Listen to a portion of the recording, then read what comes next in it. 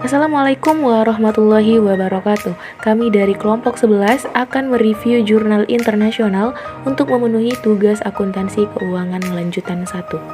Saya Intan Fitri Panisa Harahap dengan NIM 0502193209 dan ada teman saya Mutiara Zendalimunte dengan NIM 0502192085 dan teman saya dengan nama Rizka Safitri dengan NIM 0502192150. Pada kesempatan kali ini, kami akan mempresentasikan atau mereview salah satu jurnal ilmiah yang berstandar internasional dengan penulis Chinbua Okafor dan Kilian Osikena Ogiedu dengan judul jurnal Potential Effects of Adoption and Implementation Financial Accounting Standards or IFRS in Nigeria dengan nama jurnal Journal of Research in National Development dengan nomor 9 dan volume 2 yang terbit pada tahun 2011 bulan Desember. Adapun nama reviewer yang pertama Intan Fitri Panisa Harahap dan yang kedua ada Mutiara Zendalimunte, yang ketiga Rizka Safitri dan direview pada tanggal 27 November 2021. Fenomena yang dapat dilihat dari jurnal ini, sebagian besar studi tentang IFRS telah berkonsentrasi pada masalah pelaporan keuangan. Tetapi pelaporan keuangan salah satu aspek dari dampak total IFRS pada perusahaan.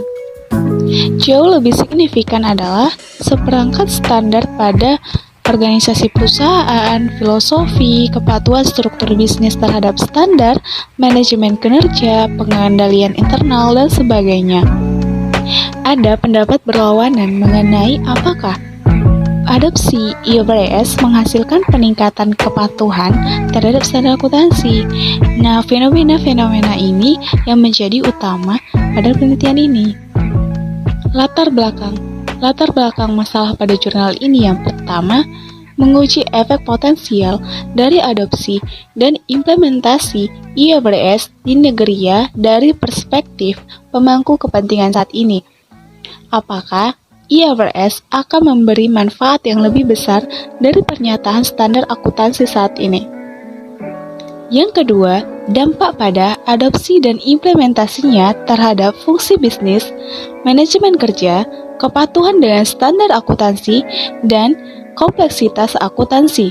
Assalamualaikum, saya Intan Fitri Panisa Harahap akan melanjutkan hasil review dari jurnal internasional dari kelompok kami, yang mana saya akan menjelaskan tentang metode penelitian dan hasil penelitian. Jadi metode penelitian ini merupakan survei cross-sectional terstruktur dari 100 responden di negara bagian Edo. Nah, penelitian ini tentang efek potensi dari adopsi dan implementasi IFRS di Nigeria. Responden diambil dari beberapa kalangan dosen akuntansi, editor, dan akuntan sewaan yang berbasis Edo State.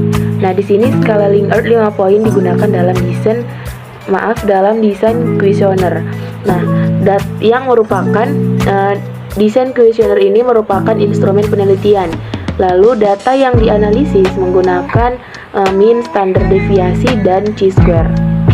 Lalu adapun hasil dari setiap hipotesis adalah yaitu yang pertama atau hipotesis pertama mengatakan bahwa pernyataan adopsi dan implementasi IFRS akan memberikan manfaat yang lebih besar dari GAAP saat ini.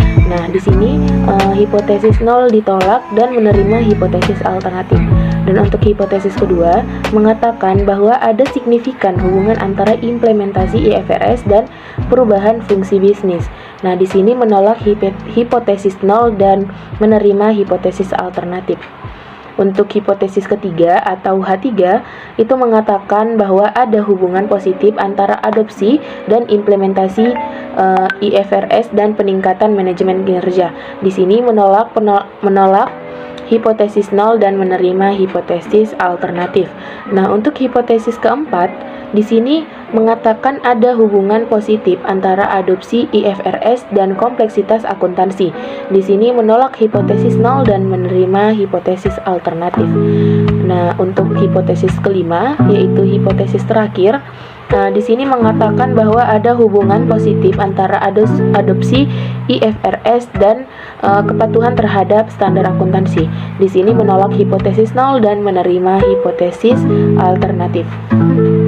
Nah, selanjutnya kelebihan jurnal. Yang pertama, jurnal ini memiliki identitas yang lengkap seperti tahun terbit jurnal hingga ISSN jurnal. Dikarenakan jurnal ini memiliki identitas yang lengkap, maka jurnal ini dapat dijadikan bahan literatur yang baik sehingga teori serta hasil dari jurnal ini dapat dipercaya keasliannya. Yang kedua, jurnal ini juga memiliki kelebihan dalam komposisi penulisan yang terstruktur. Seperti jurnal ini memiliki abstrak, kata kunci, kata pengantar, tinjauan literatur, metode penelitian, hasil, kesimpulan, dan saran, serta referensi.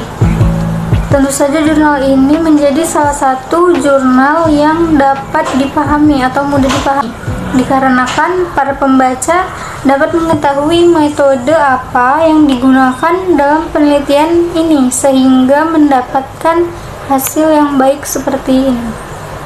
Dan yang ketiga, di dalam jurnal ini juga terdapat pengujian hipotesis sehingga data yang diperoleh dalam jurnal ini menjadi lebih konkret atau lebih nyata karena terdapat nilai berapa persen dari setiap pengujian tersebut. Selanjutnya, jurnal ini juga menuliskan ringkasan temuan dan diskusi temuan sehingga dapat mempermudah pembaca untuk memperoleh hasil dan membuat pembaca menjadi lebih efisien. Kemudian kekurangan jurnal. Yang pertama, jurnal ini memiliki kata kunci yang terlalu banyak. Seharusnya di dalam pembuatan jurnal yang baik dan sesuai itu hanya memiliki 5 kata untuk kata kunci. Tetapi dalam jurnal ini memiliki 6 kata untuk kata kunci. Sehingga peneliti seharusnya membuat jurnal ini mengikuti pedoman dalam pembuatan jurnal mengenai apa-apa saja yang dapat dijadikan kata kunci dari pembahasan di dalam jurnal tersebut. Kekurangan yang kedua yaitu metode penelitian yang digunakan dalam jurnal ini hanya menggunakan kuesioner atau survei cross-sectional, dan pengembalian kuesioner yang didistribusikan hanya 54 dari 100 kuesioner yang disebarkan, sehingga data yang diperoleh tidak lengkap namun dapat mewakili.